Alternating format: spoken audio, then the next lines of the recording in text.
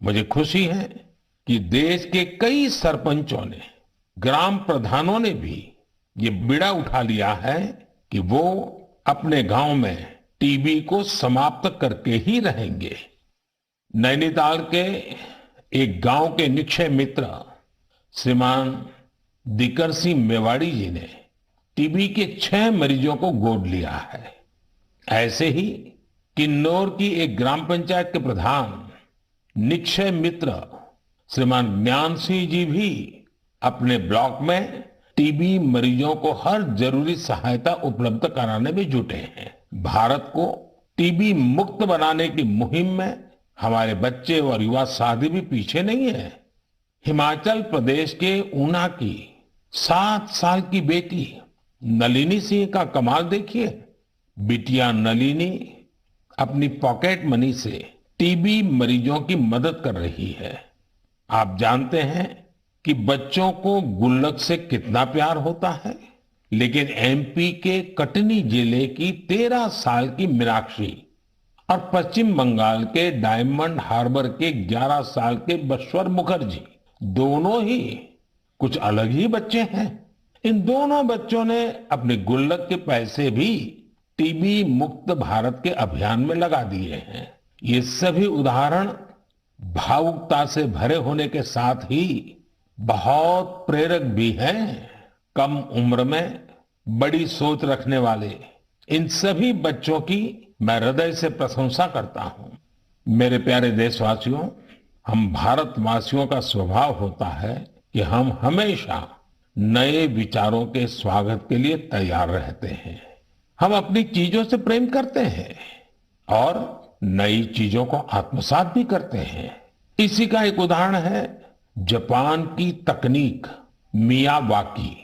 अगर किसी जगह की मिट्टी उपजाऊ नहीं रही हो तो मियावाकी तकनीक उस क्षेत्र को फिर से हरा भरा करने का बहुत अच्छा तरीका होती है। मियावाकी जंगल तेजी से फैलते हैं और 2-3 दशक में जैव विविधता का केंद्र बन जाते हैं। अब इसका प्रसार बहुत तेजी से भारत के भी अलग अलग हिस्सों में हो रहा है। हमारे यहाँ केरला के एक टीचर श्रीमान राफी रामनाथ जी ने इस तकनीक से एक इलाके की तस्वीर ही बदल दी। दरअसल रामनाथ जी अपने स्टूडेंट्स को प्रकृति और पर्यावरण के बारे में गहराई से समझाना चाहते थे। इसके लिए उन्होंने एक हर्बल गार्डन ही बना डाला।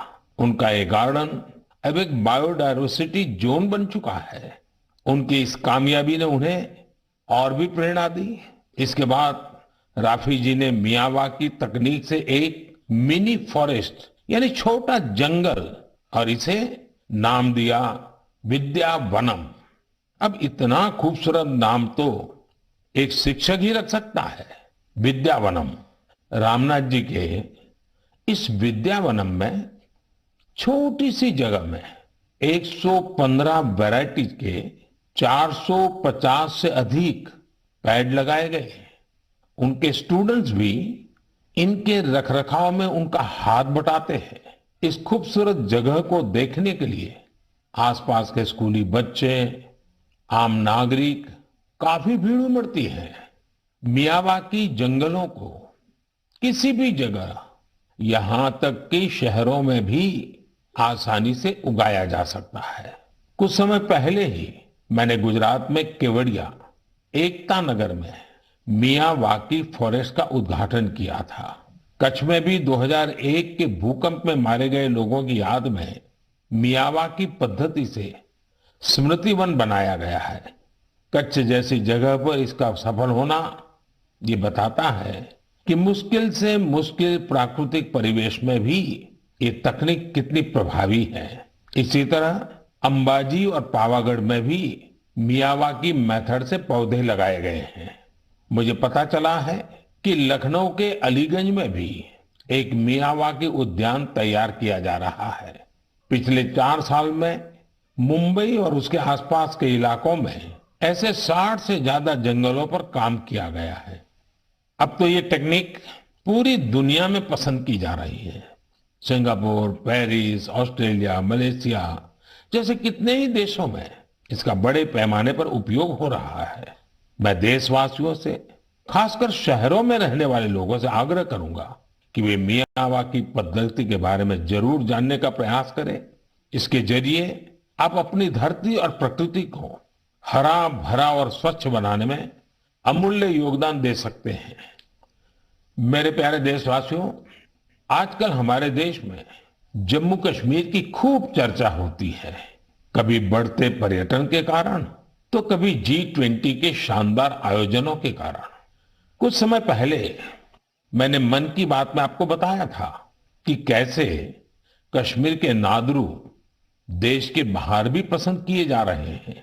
अब जम्मू कश्मीर के बारामूला जिले के लोगों ने एक कमाल कर दिखाया है।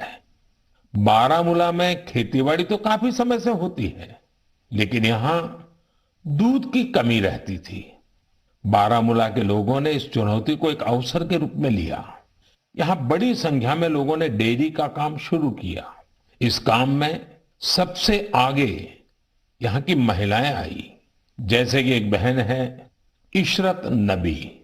इशरत एक ग्रेजुएट है और इन्होंने मीर सिस्टर्स डेयरी फार्म शुरू किया है। उनके डेयरी फार्म से हर दिन करीब 150 लीटर दूध की बिक्री हो रही है। ऐसे ही सोपोर के एक साथी हैं वसीम अनायत। वसीम के पास 2 दर्जन से ज्यादा पशु है और वो हर दिन 200 लीटर से ज्यादा दूध बेचते हैं। एक और युवा आबिद हुसैन भी डेयरी का काम कर रहे हैं। इनका काम भी खूब आगे बढ़ रहा है। ऐसे लोगों की मेहनत की वजह से ही आज बारामूला में हर रोज 5.5 लाख लीटर दूध उत्पादन हो रहा है। पूरा बारामूला एक नई श्वेत क्रांति की पहचान बन रहा है। पिछले 2.5-3 वर्षों में यहाँ 500 से ज्यादा डेयरी यूनिट्स लगी हैं। बारामूला की डेयरी इंडस्ट्री इस बात की गवाह है कि हमारे देश का हर हिस्सा कितनी संभावनाओं से भरा हुआ है। किसी क्षेत्र के लोगों की सामूहिक इच्छा शक्ति कोई भी लक्ष्य प्राप्त करके दिखा सकती है। मेरे प्यारे देशवासियों, इसी महीने खेल जगत से भारत के लिए कई बड़ी खुशखबरियां आई हैं। भारत की टीम ने पहली बार विमेन्स जूनियर एशिया कप जीतकर तिरंगे की शान बढ़ाई है। इसी महीने हमारी मेंस हॉकी टीम ने भी जूनियर एशिया कप जीता है। इसके साथ ही हम इस टूर्नामेंट के इतिहास में सबसे अधिक जीत दर्ज करने वाले टीम भी बन गए हैं। जूनियर शूटिंग वर्ल्ड कप, उसमें भी हमारी जूनियर टीम ने भी कमाल कर दिया। भारतीय टीम ने इस टूर्नामेंट में पहला स्थान हासिल किया है। इस टूर्नामेंट में कुल जितने गोल्ड मेडल थे, उसमें से 20% अकेले भारत के खाते में आए हैं। इसी जून में एशियन अंडर 20 एथलेटिक चैंपियनशिप भी हुई।